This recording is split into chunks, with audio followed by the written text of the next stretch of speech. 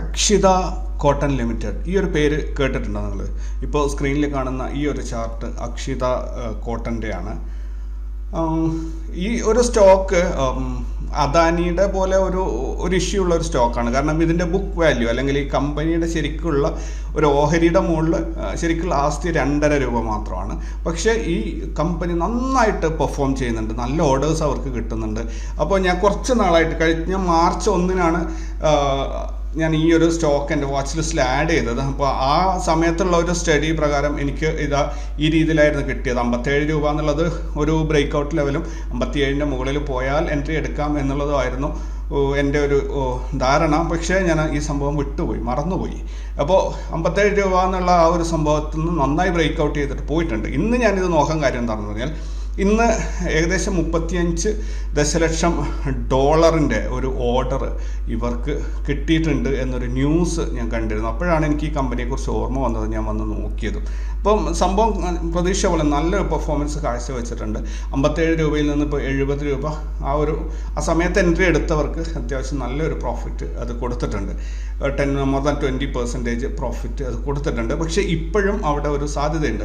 നിങ്ങളോട് എൻട്രി എടുക്കാനല്ല പറയുന്നത്, ഞാൻ ഒരു കമ്പനിയെ നിങ്ങൾക്ക് പരിചയപ്പെടുത്തി തരികയാണ്.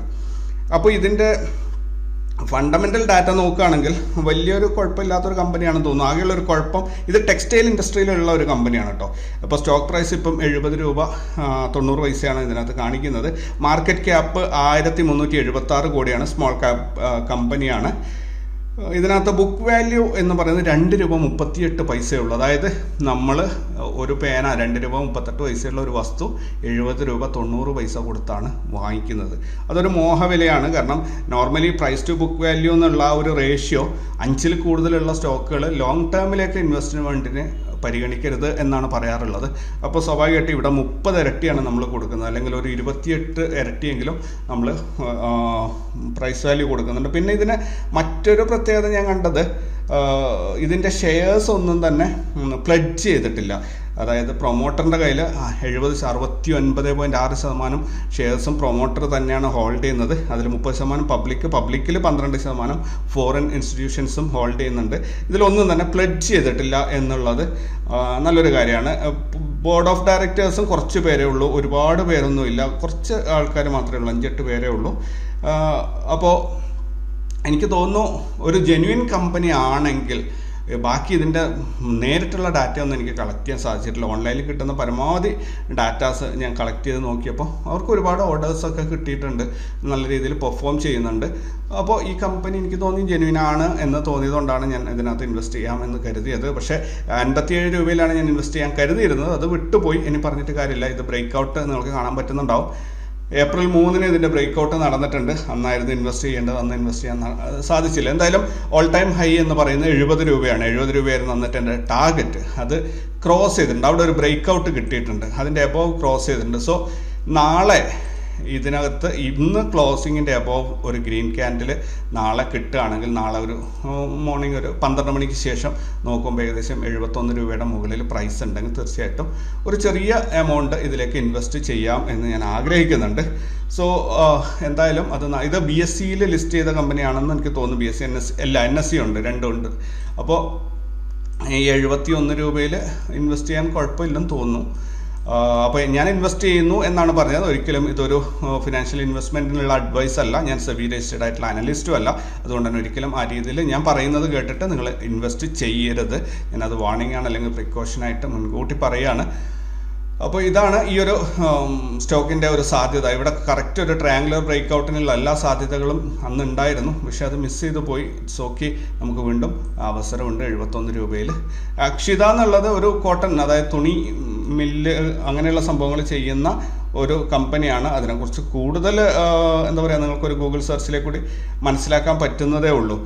അതിനകത്ത് വേറെ അവരുടെ ബിസിനസ് കാര്യങ്ങളൊന്നും അധികം നമുക്ക് അവൈലബിൾ അല്ല. എന്നാലും അപ്ഡേറ്റ്സ് ഒക്കെ നോക്കുകയാണെങ്കിൽ അവർക്ക് ഒരുപാട് ന്യൂസിലൊക്കെ ഇന്ന് അവർക്ക് 3.28 മില്യൺ 26.92 കോടി രൂപയുടെ ഒരു ഓർഡർ ഇന്ന് ലഭിച്ചിട്ടുണ്ട്. കോമഡി അതെന്താണെന്ന് പറഞ്ഞാൽ അത് ബംഗ്ലാദേശിൽ നിന്നാണ് ആ ഓർഡർ വന്നിട്ടുള്ളത്. പക്ഷേ ഏത് രാജ്യത്തു നിന്ന് വരുന്നു എന്നുള്ളത് നമ്മളെ സംബന്ധിച്ചിടത്തോളം ഒരു കുഴപ്പമൊന്നുമല്ല. അതേപോലെ ഇതിനകത്ത് ഇവർക്ക് ഒരുപാട് പ്രാവശ്യം ഒരുപാട് ഓർഡേഴ്സ് ഇങ്ങനെ വന്നിട്ടുണ്ട്. ഈ ഓർഡറിൻ്റെ ഒരു കൺഫർമേഷൻ കിട്ടിയ ദിവസം മുതൽ ഈ സ്റ്റോക്ക് പ്രൈസ് കത്തിക്കയറാൻ തുടങ്ങിയിട്ടുണ്ട്. എന്തായാലും 71 രൂപയിൽ ഒരു ചെറിയ ക്വാണ്ടിറ്റിയിൽ ഇൻവെസ്റ്റ് ചെയ്യാം എന്ന് ഞാൻ പ്രതീക്ഷിക്കുന്നു. അപ്പോൾ സമയം വൈകിക്കേണ്ട, നമുക്ക് ഇന്നത്തെ മാർക്കറ്റ് ഡാറ്റ നോക്കാം. ഇന്ന് 2023 ഏപ്രിൽ 18 ഒരു ട്യൂസ്ഡേ, നിഫ്റ്റിയുടെ എക്സ്പയറി ദിവസമായിരുന്നു. അപ്പോൾ എങ്ങനെ ഉണ്ടായിരുന്നു നോക്കാം. നിഫ്റ്റി ഇന്നലെ അവസാനിച്ച 17,706 നിന്നും 60 പോയിന്റ് ഗ്യാപ്പോട് കൂടി 17,766 ഇന്ന് ആരംഭിച്ചു. 17,766 day high is equal to day open is equal to day high തന്നെയാണ് ഇന്നലത്തെ അതേ സിറ്റുവേഷൻ തന്നെയാണ് ഇന്നും. 17,610 ഡേ ലോയും വന്നത് വഴി 156 പോയിന്റ് അഥവാ 0.88% ഇൻട്രാഡേ മൂവ്മെന്റ് നമുക്ക് കിട്ടി. ഇന്ന് ഓപ്പണായ 17,666 നിന്ന് 106 പോയിന്റ് നഷ്ടത്തിൽ 17,660 മാർക്കറ്റ് ഇന്ന് ഓപ്പൺ ആയിരിക്കുന്നത്. ഒരു കാര്യം ശ്രദ്ധിക്കാനുള്ളത് 17,706 ഇന്നലെ അവസാനിച്ചത്. ഇന്ന് വീണ്ടും അതിൻ്റെയും താഴെയാണ് പോയിട്ട് മാർക്കറ്റ് അവസാനിച്ചത്. ഒരു ബെയറിഷ് ആയിട്ടുള്ള മൂവ്മെൻ്റ് ആണ് നമുക്കിവിടെ കാണിച്ചു തരുന്നത്. ബാങ്ക് നിഫ്റ്റി ഇന്നലെ അവസാനിച്ച 42,262 നിന്ന് 144 പോയിന്റ് ഗ്യാപ്പോട് കൂടി 42,406 മാർക്കറ്റ് ആരംഭിച്ചു. 42,500 ഡേ ഹൈയും 42,114 ഡേ ലോയും വന്നത് വഴി 386 പോയിന്റിൻ്റെ അഥവാ 0.91% ഇൻട്രാഡേ മൂവ്മെൻ്റ് ആണ് നമുക്ക് കിട്ടിയത്.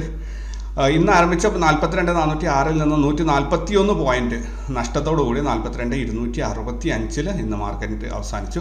ഇന്നലെ അവസാനിച്ചത് 262 ഇന്ന് അവസാനിച്ചത് 265 ഓൾമോസ്റ്റ് ഒരു ചെറിയ 3 പോയിന്റ് മാത്രമാണ് ഇന്നലെ ഇന്നും തമ്മിലുള്ള ക്ലോസിങ്ങിൻ്റെ ഒരു ഡിഫറൻസ് നോക്കുകയാണ്. 3 പോയിന്റിൻ്റെ ഒരു ഗെയിൻ ഉണ്ടായിട്ടുണ്ട്. ഫ്ലാറ്റ് തന്നെയാണ്, വലിയ അത്ഭുതമൊന്നുമില്ല. ഇനി നിഫ്റ്റി നോക്കുകയാണെങ്കിൽ ഇന്നലെ അവസാനിച്ച 18,827 നിന്നും 63 പോയിന്റ് ലാഭത്തോടു കൂടി 18,890 ഇന്ന് ആരംഭിച്ചത്. 18,896 ഡേ ഹൈയും 18,718 ഡേ ലോയും വന്നത് വഴി 178 പോയിന്റ് അഥവാ 0.94% ഇൻട്രാഡേ മൂവ്മെൻ്റ് ആണ് നമുക്ക് കിട്ടിയത്. ഇന്ന് ആരംഭിച്ച 18,890 നിന്ന് 125 പോയിന്റ് നഷ്ടത്തിൽ 18,764 മാർക്കറ്റ് ഇന്ന് അവസാനിച്ചത്. 18,827 ഇന്നലെ അവസാനിച്ചു, 764 ഇന്ന് അവസാനിച്ചു. അതായത് ഏകദേശം 60 പോയിന്റിൻ്റെ നഷ്ടം. ഇന്നലെ ക്ലോസ് ചെയ്തെടുത്തുനിന്നും 60 പോയിന്റ് താഴെയായിട്ടാണ് ഇന്ന് ക്ലോസ് ചെയ്തിരിക്കുന്നത്. ഇന്ത്യ വിക്സ് വോളാറ്റിലിറ്റി ഇൻഡെക്സ് ഇന്ന് ഓപ്പൺ ആയത് 12.27 ഹൈ വന്നിരിക്കുന്നത് 12.53, ലോ വന്നിരിക്കുന്നത് 11.86. എന്തായാലും 1.55% വോളാറ്റിലിറ്റി കുറയാണ് ചെയ്തത്. അങ്ങനെ 12.08 ഇന്ന് മാർക്കറ്റ് അവസാനിച്ചു. ഇനി പ്രധാനപ്പെട്ട സ്റ്റോക്കുകൾ നോക്കുകയാണെങ്കിൽ IDFC first bank, ICICI, HCL tech, Divi's lab, Cipla, Bandhan bank ഇത്രയും സ്റ്റോക്കുകൾ ലാഭം ഉണ്ടാക്കിയിട്ടുണ്ട്. മോർ ദാൻ 2% ലാഭം ഉണ്ടാക്കിയിട്ടുണ്ട്. പവർ ഗ്രിഡ്, PFC ഈ 2 കമ്പനികൾ 2% കൂടുതൽ നഷ്ടവും ഉണ്ടാക്കി വെച്ചിട്ടുണ്ട്. എന്തായാലും 8 സ്റ്റോക്കുകൾ മാത്രമാണ് 2% കൂടുതൽ മൂവ്മെൻറ്റ് നൽകിയിട്ടുള്ളത്. ഇനി ഇൻസ്റ്റിറ്റ്യൂഷണൽ ആക്ടിവിറ്റീസ് നോക്കുകയാണെങ്കിൽ ഫോറിൻ ഇൻസ്റ്റിറ്റ്യൂഷൻ ഇൻവെസ്റ്റേഴ്സ് 7,398 കോടിയുടെ വാങ്ങലും 8,209 കോടിയുടെ വിൽപ്പനയും നടത്തിയത് വഴി 811 കോടിയുടെ നെറ്റ് സെല്ലിംഗ് ആണ് മാർക്കറ്റിൽ ഇന്നുണ്ടായത്. ഡൊമസ്റ്റിക് ഇൻസ്റ്റിറ്റ്യൂഷൻ ഇൻവെസ്റ്റേഴ്സ് 6,491 കോടിയുടെ വാങ്ങലും 6,089 കോടിയുടെ സെല്ലിംഗ് നടത്തിയത് വഴി 402 കോടിയുടെ നെറ്റ് ബൈയിങ് ആണ് ഇന്ന് മാർക്കറ്റിലുണ്ടായത്. ഓൾ ടുഗദർ നോക്കുകയാണെങ്കിൽ 409 കോടിയുടെ നെറ്റ് സെല്ലിംഗ് അഥവാ മാർക്കറ്റിൽ നിന്നും 409 കോടി രൂപ പണം പിൻവലിക്കപ്പെട്ടു അഥവാ മാർക്കറ്റിൽ നിന്നും പുറത്തേക്ക് പണം പോയി എന്നാണ് സൂചിപ്പിക്കുന്നത്. തീർച്ചയായിട്ടും അത് ഇന്നത്തെ മാർക്കറ്റിൽ നമുക്ക് കാണാൻ സാധിച്ചിട്ടുണ്ടായിരുന്നു. ഞങ്ങളുടെ ഗ്രൂപ്പ് നോക്കുകയാണെങ്കിൽ ഞങ്ങൾ ഇന്ന് 17,270 രൂപയുടെ പ്രോഫിറ്റാണ് ഉണ്ടാക്കിയിരിക്കുന്നത്. അതായത് 17.27%, 1 ലക്ഷം രൂപ ക്യാപിറ്റൽ വെച്ചിട്ടാണ് ഈ ഒരു പ്രോഫിറ്റ് ഞങ്ങൾ ബുക്ക് ചെയ്തിരിക്കുന്നത്. ഈ മാസം ഏപ്രിൽ മാസത്തിൽ ഇന്ന് 18-ാം തീയതി ആകുമ്പോൾ നമ്മൾ 1,70,70,098 രൂപയുടെ ലാഭമാണ് ബുക്ക് ചെയ്തിട്ടുള്ളത്. ഇതുവരെയായിട്ടും 66 ട്രേഡുകളാണ് ഇതിനായിട്ട് ഞങ്ങൾ ചെയ്തിരിക്കുന്നത്. ലെവൽസ് നോക്കുകയാണെങ്കിൽ നിഫ്റ്റി ഇന്ന് ഓപ്പൺ ആയിരിക്കുന്നത് ബ്രേക്കൗട്ട് ലെവലിൻ്റെ മുകളിൽ ഓപ്പൺ ആയിട്ട് ഓപ്പൺ ഈസിക്കൽ ടു ഹൈ ആണ്. ഇന്നലെ ഞാൻ പറഞ്ഞിട്ടുണ്ടായിരുന്നു ഈ ഒരു സ്ട്രാറ്റജി കണ്ടു കഴിഞ്ഞാൽ മൂന്നാമത്തെ ക്യാൻഡിൽ 5 മിനിറ്റിൽ മൂന്നാമത്തെ ക്യാൻഡിലിൽ ലോ കട്ട് ചെയ്യുമ്പോൾ നമുക്ക് എൻട്രി എടുക്കാം. സ്വാഭാവികമായിട്ടും ഇവിടെ ഒരു എൻട്രി കിട്ടിക്കഴിഞ്ഞാൽ ഒരുപാട് പ്രോഫിറ്റ് 100% പ്രോഫിറ്റ് ഒക്കെ കിട്ടാൻ സാധ്യത ഉണ്ടായിരുന്നു തോന്നുന്നു. എനിവേ നമ്മൾക്ക് കഴിഞ്ഞത് കഴിഞ്ഞു. അതുപോട്ടെ, അപ്പോൾ ഇവിടെ നിന്ന് ബ്രേക്ക് ഡൗൺ ലെവലിൽ വന്നിട്ട് റാസ് ലെവൽസ് ഫോളോ ചെയ്യുന്നവർക്കുള്ള ട്രേഡ് ഇതാ നോക്കിക്കോളൂ. എത്ര കൃത്യമായിട്ടാണ് ബ്രേക്ക് ഡൗൺ ലെവലിൽ നിന്ന് ഒരു പുട്ടിലേക്ക് എൻട്രി എടുത്തു കഴിഞ്ഞാൽ നേരെ R1 അല്ലെങ്കിൽ സപ്പോർട്ട് 1 പോയിട്ട് അത് ആ ട്രേഡ് ഒന്നൽ സ്റ്റോപ്പ് ലോസ് മൂവ് ചെയ്യാം അല്ലെങ്കിൽ എക്സിറ്റ് ആവാം. എഗെയിൻ അവിടെ നിന്ന് താഴോട്ട് ചെറുതായിട്ട് മാർക്കറ്റ് പോയി, പക്ഷേ അതൊരു സക്സസ്ഫുൾ ആയിരുന്നില്ല. സോ സപ്പോർട്ട് 1 തന്നെ മാർക്കറ്റ് അവസാനിക്കുകയാണ് ചെയ്യുന്നത്. ഒരു എത്ര പോയിന്റ് തന്നെയാണ് 740 നിന്നും 690 പോയിന്റിൻ്റെ ഏകദേശം മൂവ്മെൻ്റ് ആണ് ഈ ഒരു ഇതിനകത്ത് ക്യാപ്ചർ ചെയ്യാൻ പറ്റിയിട്ടുണ്ടാവുക. ബാങ്ക് നിഫ്റ്റി നോക്കുകയാണെങ്കിൽ ബാങ്ക് നിഫ്റ്റി ഇന്ന് ഓപ്പൺ ആയത്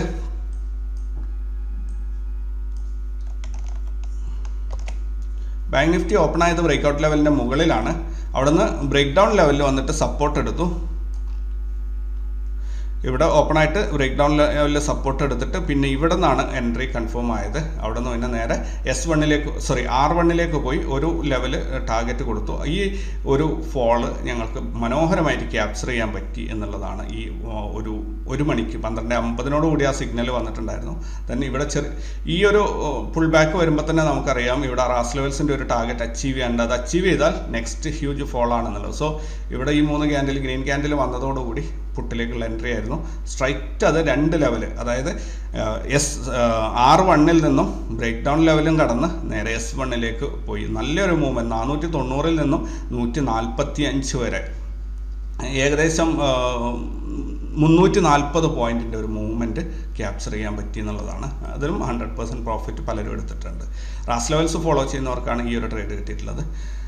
ദെൻ ഇവിടെ നിന്ന് വന്നിട്ട് കണ്ടില്ലേ, റാസ് ലെവൽസിൻ്റെ ആ ഒരു ഇമ്പോർട്ടൻസ് നിങ്ങൾ വളരെ നന്നായിട്ട് മനസ്സിലാക്കണം. ഇവിടെ വന്നിട്ട് കണ്ടോ S1 സപ്പോർട്ട് എടുത്തു, തിരിച്ച് നേരെ ബ്രേക്ക്ഔട്ട് ലെവലിലേക്ക് പോയി. അവിടെ ചെറുതായിട്ട് താഴോട്ട് വന്ന് അവിടെ തീർന്നു, മാർക്കറ്റ് സമയം അവസാനിച്ചു. ഇനി ഫിൻ നിഫ്റ്റി നോക്കുകയാണെങ്കിലും ഫിൻ നിഫ്റ്റി ഇന്ന് ഓപ്പൺ ആയത് തന്നെ ബ്രേക്ക് ഡൗൺ ലെവലിൻ്റെ താഴെയാണ്. പിന്നെ S1 സപ്പോർട്ട് എടുത്ത് പുൾ ബാക്ക് പിന്നെ S2 പോയി അവിടെ വെച്ചിട്ട് മാർക്കറ്റ് അവസാനിച്ചു. കാര്യമായിട്ട് ഒരു എക്സ്പയറി ദിവസമായിട്ട് വലിയ മൂവ്മെൻ്റ് ഒന്നും കിട്ടിയില്ല. ഇത് എന്താ പറയുക, ഈ ഒരു ഫോള് 1 മണിക്ക് വന്ന ഈ ഒരു ഫോള് പ്രോപ്പറായിട്ട് ക്യാപ്ചർ ചെയ്യാൻ ഫിൻ നിഫ്റ്റിയിൽ സാധിച്ചിട്ടില്ല. എങ്കിലും കുറേ പേര് ഈ S1 വെച്ചിട്ട് എൻട്രി എടുത്തിട്ട് പ്രോഫിറ്റ് ആക്കിയിട്ടുണ്ട്. ഇനി മാർക്കറ്റിൻ്റെ ട്രെൻഡ് നോക്കാം, അല്ലെങ്കിൽ ഓവറോൾ പാറ്റേൺ എന്താണ് പറയുന്നത്. ഇത് കണ്ടിട്ട് എനിക്ക് തോന്നുന്നത് ഇവിടെ 2 ദിവസമായിട്ടും ബോട്ടം ലെവലിൽ നല്ല റിജക്ഷൻ വരുന്നുണ്ട്. സോ ഇവിടെ നിന്ന് ഈ ഒരു 17,660 ലെവലിൽ നിന്ന് മാർക്കറ്റ് ഇനിയൊരു തിരിച്ച് പോക്കുണ്ടാകും എന്നെനിക്കൊരു എൻ്റെ മനസ്സ് പറയുന്നു. ഓക്കെ, റെയർ കേസിൽ സംഭവിക്കാനുള്ളത് ഒന്നുകിൽ ഇവിടെ 17,487 എന്നുള്ള ഈ സപ്പോർട്ട് ലെവലിൽ എടുത്തിട്ട് മുകളിലോട്ട് പോകുമായിരിക്കും, അല്ലെങ്കിൽ ഇവിടെ ഇപ്പോൾ വന്നിരിക്കുന്ന 17,660 എന്ന ലെവലിൽ നിന്ന് നാളെ ഒരു കൃത്യമായ ഒരു ഗ്രീൻ ക്യാൻഡിൽ വന്നിട്ട് മാർക്കറ്റ് മുകളിലോട്ട് കയറി പോകും എന്നെനിക്ക് തോന്നുന്നു. അതായത് ഈ രീതിയിൽ ഒരു അപ്പ് മൂവ്മെൻറ്റ് ഇവിടെ വരും എന്നാണ് എനിക്ക് തോന്നുന്നത്. ഇന്നലെ നമ്മൾ പറഞ്ഞതുപോലെ ഏകദേശം ആ രീതിയിൽ തന്നെ സംഭവിച്ചിട്ടുണ്ട്. എൻഗൾഫിംഗ് ആയിട്ടൊരു ക്യാൻഡിൽ ഇന്ന് വരും എന്നുള്ളത് പറഞ്ഞു. അത് ഓൾമോസ്റ്റ് ഇത് കണ്ടില്ല, ഈ ക്യാൻഡിലിനെ എൻഗൾഫ് ചെയ്തിട്ട് ഇവിടെ ഒരു ക്യാൻഡിൽ ഇന്ന് വന്നിട്ടുണ്ട്. നാളെയും മോസ്റ്റ് പ്രോബബ്ലി നാളെ ഒരു ഗ്രീൻ ക്യാൻഡിൽ എൻഗൾഫ് ചെയ്ത് വരും എന്നാണ് എനിക്ക് തോന്നുന്നത്. ഇനി റെയർ കേസ്, അതായത് ഇത് പ്ലാൻ എ ആണെങ്കിൽ പ്ലാൻ ബി എന്ന് പറയുന്നത് ഇവിടെ നിന്ന് ഒരു ക്യാൻഡിൽ ഓപ്പൺ ചെയ്തിട്ട് ഇവിടെ താഴെ വന്ന് സപ്പോർട്ട് എടുക്കുക എന്നുള്ളത്. 17,487 സപ്പോർട്ട് എടുത്തിട്ട് ഒന്നുകിൽ അവിടെ റിജക്ഷൻ വന്ന് മുകളിലോട്ട് പൊങ്ങാൻ സാധ്യതയുണ്ട്. എന്തായാലും ഇനി മാർക്കറ്റ് ഫർദർ ഫോളോ വരില്ല എന്ന് പ്രതീക്ഷിക്കാം. കാരണം ഇപ്പോൾ ഈ 2 ദിവസത്തെ ക്യാൻഡിൽസ് നോക്കിക്കഴിഞ്ഞാൽ അറിയാം, ഇത് താഴോട്ട് വരുമ്പോൾ നന്നായിട്ട് റിജക്ഷൻ, അതായത് ബയേഴ്സ് ആക്ടിവേറ്റ് ആവുന്നുണ്ട്. ഇന്നും അതേപോലെ തന്നെയാണ്. മുകളിൽ വിൽക്കില്ല. ഈ 2 ക്യാൻഡിൽ നിങ്ങൾ ശ്രദ്ധിച്ചാൽ മനസ്സിലാവുന്നുണ്ട്. ഇത് ഈ ക്യാൻഡിൽ പോലെയോ അല്ല ഈ റെഡ് ക്യാൻഡിൽസ്. ഇത് മുകളിൽ ഓപ്പൺ ഈസിക്കൽ ടു ഹൈ ആണ്, നേരെ താഴോട്ട് ഇടിഞ്ഞുത്തി വരുന്നുണ്ട്. പക്ഷെ താഴെ എത്തുമ്പോഴത്തേനും ഇവിടുന്ന് ആരൊക്കെയോ ബൈ ചെയ്തിട്ട് അതിനെ പൊക്കിക്കൊണ്ടുപോകാൻ ശ്രമിക്കുന്നുണ്ട്. അതാണ് നമ്മളവിടെ മനസ്സിലാക്കേണ്ടത്. മുകളിൽ അങ്ങനെയില്ല. മുകളിൽ നിന്ന് സെല്ല് ചെയ്തിട്ട് വീണ്ടും അവിടെ നിന്നും പൊക്കിക്കൊണ്ടുപോകാൻ ആരും ശ്രമിക്കുന്നില്ല. താഴെ വരുമ്പോൾ തള്ളിക്കയറ്റി മുകളിൽ കൊണ്ടുപോയി നിർത്തുന്നുണ്ട്. ഇന്നും അതേപോലെ തന്നെയാണ് സംഭവിച്ചത്. താഴോട്ട് വന്നപ്പോൾ തള്ളിക്കയറ്റി മുകളിലോട്ട് കൊണ്ടുപോയി വെച്ചിട്ടുണ്ട്. സോ എന്താ സംഭവിക്കുക, എൻ്റെ മനസ്സിൽ തോന്നുന്നത് നാളെ ഒരു എൻഗൾഫിംഗ് ക്യാൻഡിൽ വന്നിട്ട് മുകളിലോട്ട് പോകണം എന്നുള്ളതാണ്. ഇനി അഥവാ അത് സംഭവിച്ചില്ലെങ്കിൽ നമുക്ക് സാധ്യതയുള്ളത് ഈ ഒരു 17,487 വരെയും മാർക്കറ്റ് ഇറങ്ങി വരിക എന്നുള്ളതാണ്. എനിക്ക് അങ്ങനെ തോന്നുന്നില്ല. നാളെ മാർക്കറ്റ് മുകളിലോട്ട് കയറും എന്നാണ് എൻ്റെ മനസ്സിൽ, എൻ്റെ ഒരു നിഗമനത്തിൽ എനിക്ക് തോന്നുന്നത്. ബാങ്ക് നിഫ്റ്റി ആണെങ്കിൽ ബാങ്ക് നിഫ്റ്റിയിൽ നോക്കൂ, ഇന്നലെ നമ്മുടെ 42,590 എന്ന ലെവൽ കട്ട് ചെയ്തു. ഇന്ന് അതിൻ്റെ താഴെയുള്ള 42,112 എന്ന ലെവലിൽ സപ്പോർട്ടും കൂടി റീടെസ്റ്റ് ചെയ്തു. ഇനി ഇതിനകത്ത് എന്താ സംഭവിക്കാനുള്ളത്, മോസ്റ്റ് പ്രോബബ്ലി ഇത് മുകളിലോട്ട് പോവുക എന്നുള്ളതാണ് നമ്മുടെ മുന്നിലുള്ള ഒരേ ഒരു മാർഗം. ഇതല്ലെങ്കിൽ പിന്നെ ഒരു ഗ്യാപ് ഡൗൺ ഓപ്പണിങ്ങിലേക്ക് കൂടി കട്ട് ചെയ്ത് താഴെ വന്നിട്ട് 141 വരെയും ഇറങ്ങി വരണം. അതിന് ഞാൻ സാധ്യത തള്ളിക്കളയാണ്. എൻ്റെ മനസ്സിൽ വരുന്നത് ഇവിടുന്ന് ഇത് റീടെസ്റ്റ് ചെയ്തത്, അതായത് 42,112 റീടെസ്റ്റ് ചെയ്ത സ്ഥിതിക്ക് ഇനി ഫർദർ ഫോൾ ഇല്ലാതെ മുകളിലോട്ട് കയറി പോവുക എന്നുള്ളത്. നാളെ അപ്പോൾ ഇവിടെ ഒരു ഗ്രീൻ ക്യാൻഡിൽ ഈ രണ്ടിൻ്റെ ഇടയിലായിട്ട് എൻഗൾഫിങ് രീതിയിൽ വരും എന്നാണ് ഞാൻ പ്രതീക്ഷിക്കുന്നത്. ഒന്നുകൂടെ ഞാൻ വ്യക്തമായിട്ട് അത് പറഞ്ഞുതരാം. ഈ 42,590ൻ്റെയും 42,112ൻ്റെ ഇടയിൽ ഒരു ഗ്രീൻ ക്യാൻഡിൽ വരും എന്നാണ് ഞാൻ പ്രതീക്ഷിക്കുന്നത് നാളെ എൻഗൾഫിങ് രീതിയിൽ. ഇനി അതല്ല, ഇനി മുകളിലോട്ട് ഒരു ഗ്യാപ്പ് അപ്പ് ഓപ്പണിംഗ് ഒക്കെ വരികയാണെങ്കിൽ കൂടി ഇതിൻ്റെ ഇന്നത്തെ ഡേ ഹൈയുടെ മുകളിലൊന്നും വരാൻ സാധ്യതയില്ല, ഡേ ഹൈയുടെ ഉള്ളിലായിട്ട് വരാനേ സാധ്യതയുള്ളൂ. എന്തായാലും നാളത്തെ കാര്യങ്ങൾ നമുക്ക് നാളെ നോക്കാം. നിഫ്റ്റി ഇന്ന് എക്സ്പയറി ആയതാണ്, അതുകൊണ്ട് പിന്നെ അത് ഒരുപാട് പറയാനൊന്നുമില്ല. ഇതിവിടെ സപ്പോർട്ട് റീടെസ്റ്റ് ചെയ്യാനുണ്ട്. സപ്പോർട്ട് റീടെസ്റ്റ് ചെയ്ത് 18,690 റീടെസ്റ്റ് ചെയ്തിട്ട് മുകളിലോട്ട് കയറി പോകണം. എന്തായാലും പുതിയ ഇന്നത്തെ എക്സ്പയറി ദിവസം കഴിഞ്ഞതുകൊണ്ട് തന്നെ പല രീതിയിലുള്ള ഓട്ടപ്പാച്ചിലുകൾ ഇതിനകത്ത് നടന്നിട്ടുണ്ടാകും. സോ അതിനെ വിട്ടേക്കാം, ഇന്ന് നാളെ നോക്കാം നമുക്ക്.